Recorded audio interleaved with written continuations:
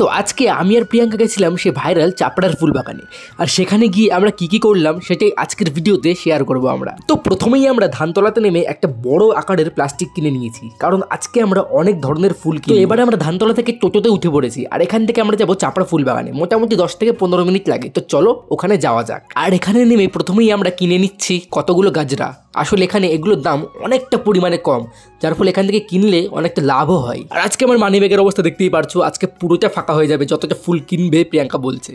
তো আমরা সামনের দিকে হেঁটে যাচ্ছি, আর চারিদিকে দেখতেই পারছো কত ধরনের ফুলের দোকান, আর সব দোকানে ফুল বিক্রি হচ্ছে আর অনেকটা অল্প দামে। এখান থেকে ফুল কিনলে অনেক কম দামে ফুল পাওয়া যায়। তো পুরোপুরি ফুলের জমিতে যাওয়ার আগে প্রথমে এখান থেকে আমরা ফুচকা খেয়ে নেবো। আসলে অনেকটা পরিমাণে খিদে পেয়ে গেছে, যার ফলে প্রথমে আমরা ফুচকা খাবো, তারপর আমরা ফুল বাগান দেখতে যাবো। তো এবার প্রিয়াঙ্কা একটা ফুলের দোকান থেকে কিনে নিয়েছে একটা ফুলের মুকুট।